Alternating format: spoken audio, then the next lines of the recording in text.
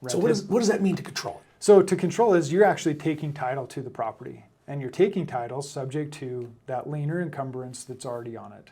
But now that you control it, or you have title, you have marketable title to that property, is then you can rent it, you can lease option it, you can sell it outright, you can do what's called a double wraparound. You can do, I mean, there's just all the strategies are wide open.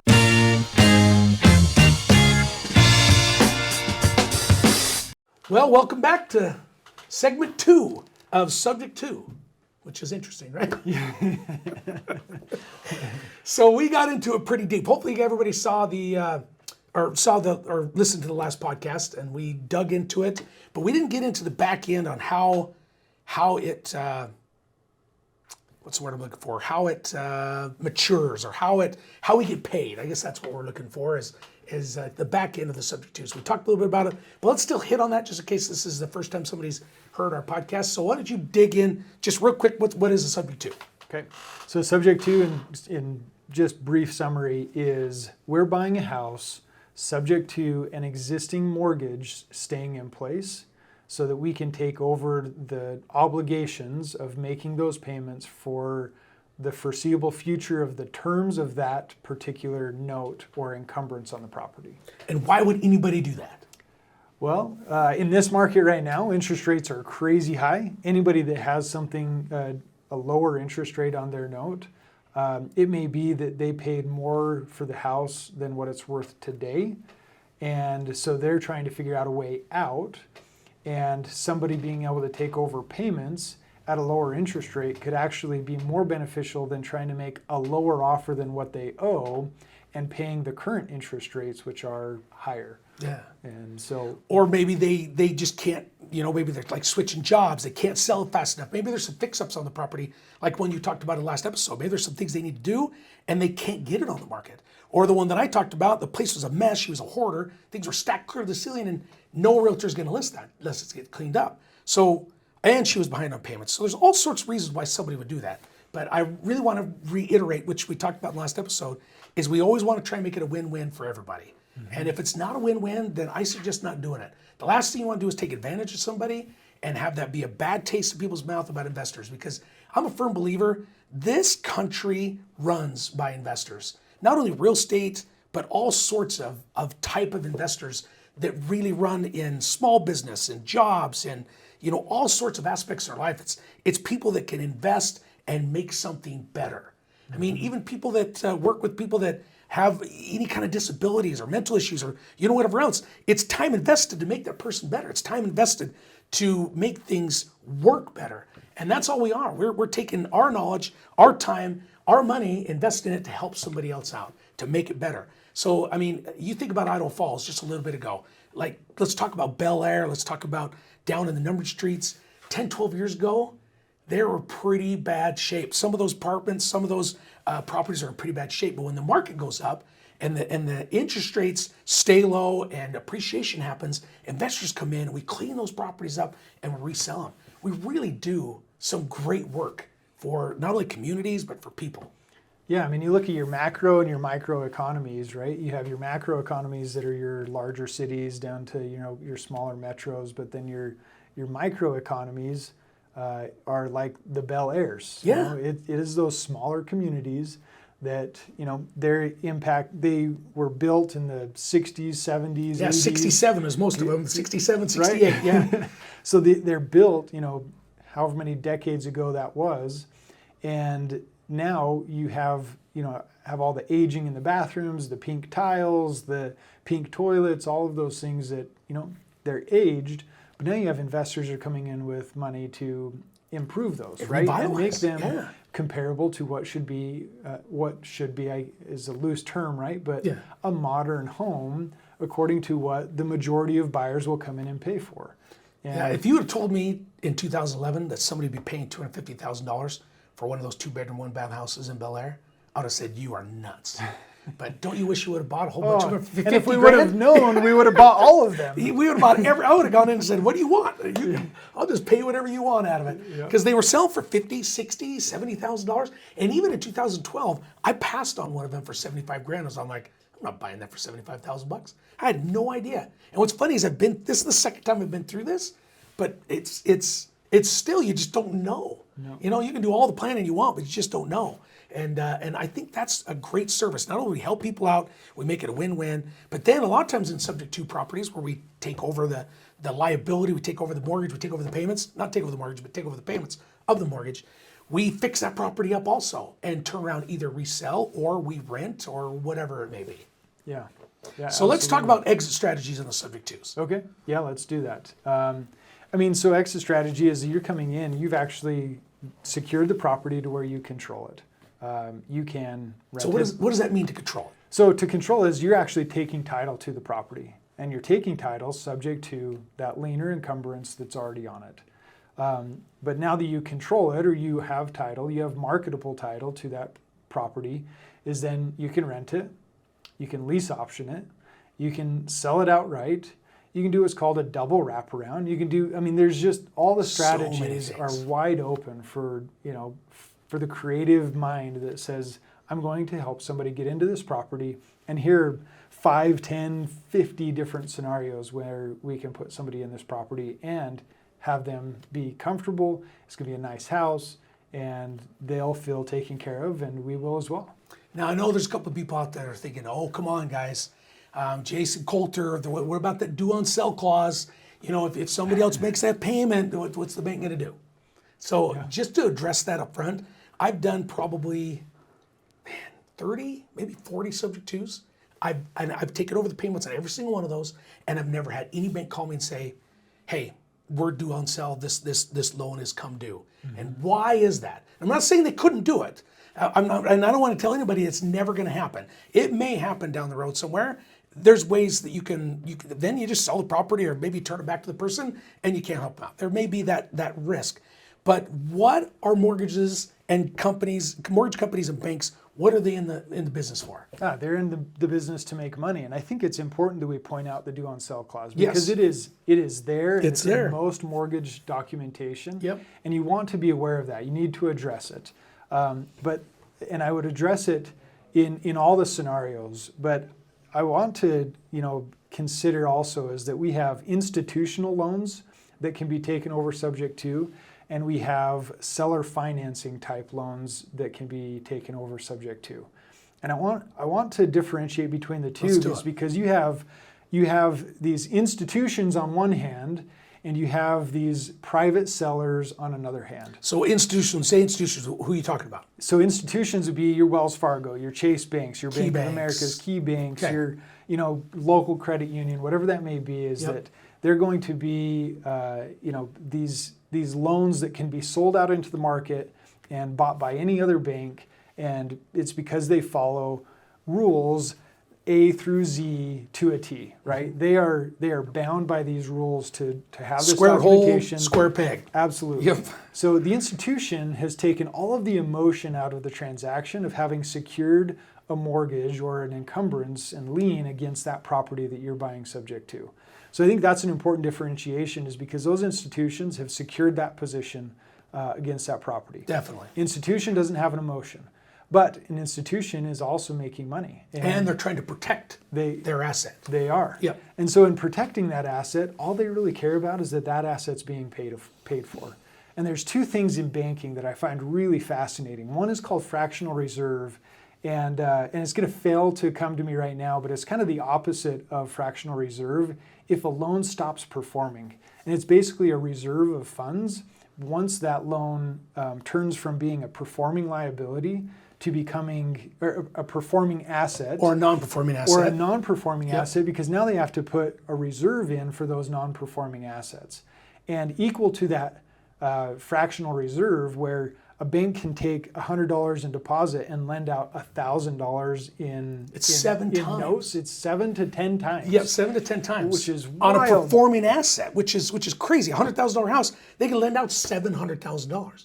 But here's what's interesting, like you just said, if it becomes non-performing, now they have to hold 7 times in reserve. Yep, so what do they want to do? They want to what? They want performing assets. They want performing assets, yep. And so, which I'm glad you went down that road, because I wasn't even thinking about talking about that fractional reserve, which is awesome.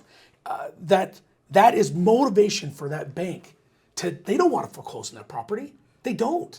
They want to keep that performing asset in because they don't want to take all that cash and stick it in reserve on a non-performing asset. So they want to keep it performing. And that's either selling it or keep it performing. And you think about an entire year in banking, right? So if a bank calls a note due, then what they've done is they've said, you've defaulted on this note.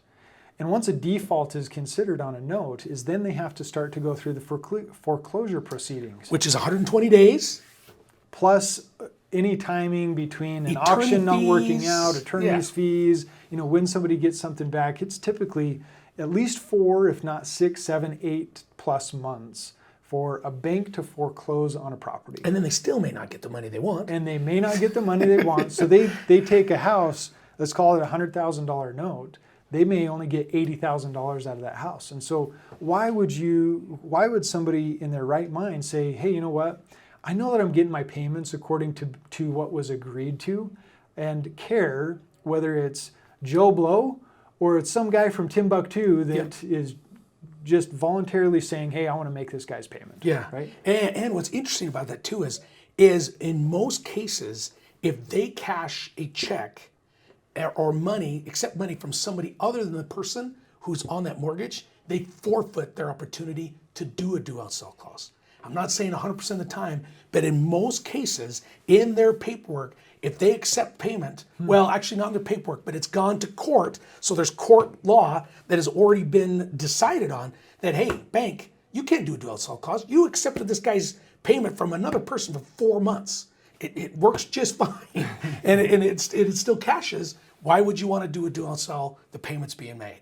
Yeah. And so that's another important thing to put out there. I'm not saying all cases. Don't anybody say, you said it was 100%. It's not 100%. But in most cases, they forfeit the opportunity to do it. And you're saying, why would they? Why would they? Yeah, if they're looking at 7 to 8 months potentially on that property not becoming a non-performing asset, that's basically their entire year. It's very close to them closing out a year. And banks are reporting institutions to their shareholders that are trying to keep as many assets performing as they possibly can. Definitely. So that's where I think we deal with the institutions and that due on sell clause.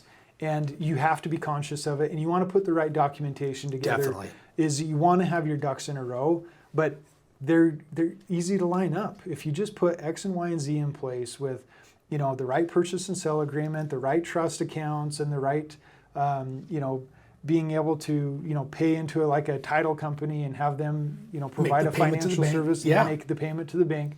Those long-term simple escrow, steps. almost every subject to I do and lease option I do, I make the payments through long-term escrow, where they make the payment to the title company makes the payment to the institution, and then I get what's left over.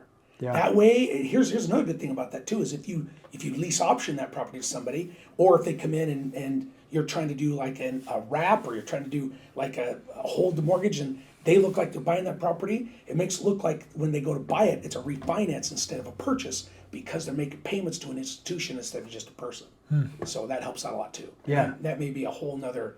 So I'm really glad that you mentioned that. Lease options is absolutely something that we're going to have to talk about. So we'll have to dive into that into a future episode. Yeah, we could do probably 1 or 2 episodes just on lease options. Oh, there's so many other strategies too. Yeah, so powerful. So let's talk about the back end of this subject too. I know we've talked about, man, it seems like we could probably go a whole nother episode on subject two. we probably could. But what's the exit strategy? I think is important, because sometimes you can hold on to them for 6, 8, 9, 10 years. It shouldn't matter to the person who you did the subject to with. The biggest thing, and I think you touched on this just a little bit, is expectations. This is a saying that I come up with, and I don't know if it's mine or not. So if it's not, but for right now, it's my saying. Frustration happens when expectations aren't met, and expectations aren't met when expectations aren't clearly defined. And so one of the things you've really got to do in a subject to is you've got to clarify all expectations. This is what your expectation is, homeowner. This is what expectation of me. This is your responsibilities. This is what my responsibilities are. And as long as it's all written out, 99% of the time, everything goes well. If they do call up and say, hey, what's going on? Then you'll have to just say, hey, remember that document? I'll send you a copy of it. This is what your expectation is, this is mine. And then if something happens to you, you can call them up and say, hey, you're supposed to do this and this. How come that didn't happen? We wrote it in the contract. So, and that's the way it is with any real estate contract. It's frustration happens and expectations aren't met. Yeah, absolutely. And that's where, and I've heard that phrase before, and I think it was probably from you from the very Maybe. first time, but ultimately that's about all good communication, right? Yes. Is you have to outline it up front. And, you know, I also have visited with a friend quite a bit about partnership and communication and, you know, being able to create amicable situations for both. And one of the things that when we're putting a transaction together or an agreement is that you shake hands like you're the best friends in the world, and you put documents in place like you're doing business with the devil himself. My dad always said, plan your divorce while you're still in love. In a business partnership. It's so true. Yeah. You know, everybody's happy, everybody's in love, everybody thinks it's the best thing ever. Write it all out. Because like you said, you know, like you're best friends, but like you're doing business with the devil. Because then the expectations are laid out. Yeah, absolutely. So we want to meet those expectations as the buyer coming in, and the expectation for the seller should be the same thing. Is that they need to follow a certain criteria, and it's very minute as to the type of things that they would need to do. So what would you expect from a seller in the first year or 5 years, Jason? You know, mostly just to, this may sound bad, but just kind of stay out of the way to a certain point, One of them is to make sure that if he's supposed to make payments or if he's supposed to, you know, keep the relationship with the bank, then that is done. If sometimes I have them pay the insurance or I pay the insurance. Sometimes I keep the insurance in their name and I make the insurance payment for them. So whatever the expectations are, I just really make sure that they're taking care of what they're doing, and that they only. The last thing you want to do is have them come back to the property and you need to put that back in. Hey, you've sold this property. This property is no longer yours. You have no rights to this property anymore. Just the mortgage is in your name. Mm-hmm. And as long as that's laid out, really there's not much for that homeowner to do anymore. Yeah, well, I'm really glad that you went through that, because there's, you know, those few things that need to be done, but again, clarity up front. Yeah. So I want to come back to the differentiation between the institution and like a seller carry and that due on sale clause. Is that I want to the institution has no emotion. This seller carry that might have a due on sale clause, if they were carrying a note on a property that they sold to who is now our seller, us coming in to buy a property from that seller, is if there's a due on sale clause, even though, or even if there isn't, right? Even if there isn't a due on sale clause, if there's a perception of that property being sold subject to, I would just caution anybody that's approaching that situation to make sure that they've communicated with that seller carry note holder, because it may be that the original seller loves how that was originally set up, but it could be a trustee of a parent or a grandparent. It could be somebody that no longer follows the same style of rules as what the institutions do. Now they have some emotion involved of like, I want that money as soon as possible. And so then they start to create some other issues that come from emotion being attached rather than it just being a set number of rules that need to be followed. Yeah, it's so important. Yeah, because it's totally different. It is totally different. Yep. You are doing business with two different entities, right? Even though one being a person or persons, and you know you bring in more emotion than just one, it creates a whole different element. And then I have an institution who has very little emotion attached, but simply rules that they need to follow. And I'm glad you brought up, let them know what's happening right up front. Don't try and let it go for 3 or 4 months and let them find out. You can catch so many more flies with honey than you can with vinegar. So meaning you don't tell him and you string him along for 4 or 5 months and then he finds out, he's going to be ticked. Yeah. And he may have been okay with it, but it's because, hey, you guys did this whole transaction. I'm the one carrying this loan, and you didn't even let me know what was going on. So yeah, just if you find that out, just make sure you contact them and say, hey, this is what we're doing. Nothing's going to change. You're still going to get your payment. Everything's happening. And then let him say, well, okay, that's fine, but I want out of this thing in 3 to 4 months. Then you may have to change your strategy a little bit. It may be just a fix and flip. You ain't may be able to hold it long term because that seller or that owner financing of that person that's either financing it or another institution that's financing it, he may want out. And like you said, his circumstances may have changed. He may was okay, but in the last 2 months, he may have thought, man, I wish I didn't have that mortgage anymore. Mm-hmm. But he's strapped into this guy for however long. But now that things have changed, he may be like, hey, I want out. If this is going to change, I want out. Yeah. So it may not even be a deal. Now, I'm not saying you have to run from it because there's always a way to take down a deal. So you just may have to change your strategy. Yep, going to be a different approach. And so I would suggest that maybe in the next episode we talk about seller carry notes. Love that. And how we approach those. But what a great topic. I love Yeah. subject twos. I love wraparounds and this whole strategy that is on the front end of the buy and being able to take care of sellers that have a different situation that needs to be addressed from just a plain retail sales standpoint and how we can solve those problems. Love it. And so we've talked about, having the subject to, and now you control the property. Now let's just really hit quick on the strategies of controlling the property. What are some of our exit strategies? We talked about lease option, so we'd sell that in a couple of years. We talked about rentals, which you could hold on to for long term, which you held on to that one for how long? 15 years? 13 years? 12, Okay. 13 years. So that's a strategy. Or just a quick fix and flip. And which we've done quite a bit, where the place is a mess, which is that one in Boise. We went in, we dejunked it, we fixed it up, and we threw it right back on the market and sold it. So we only carried that mortgage for about 3 months. So it just might depend on your strategy and then what fits best for the actual owner of the property. Mm-hmm. So it's a lot of different exit strategies, and none of them are wrong. It just depends on whether the numbers work. Yep, absolutely. And you're a numbers guy, and how important are numbers? Oh, it's all about the numbers, right? Really, the only thing we're doing here is math, right? Because we're just trying to make sure that the math works and it functions for all parties involved. The house is the vehicle for the math, right? That's right. That's right. Awesome. Well, I think that was a great ending to our subject 2 and episode 1 and episode 2. I think now, if you're going to go out there and try to do subject 2, there's a lot more to this detail-wise. We just hit on the surface, but hopefully you understand the power of subject 2 and how subject 2 can help you out in your long-term and short-term goals in real estate. Yeah, and if you are looking for more education or you're looking for information that would help you get a subject 2 deal done, reach out to us. Yeah. There's going to be a number of ways that you can get a hold of us. We want to talk to you. We want to make sure that you're putting these things together correctly. And we can either point you to resources or figure out a solution for your type of deal. So reach on Definitely. out. Glad you said that. All right. We'll see you on the next one. Yes, we will. Thank you.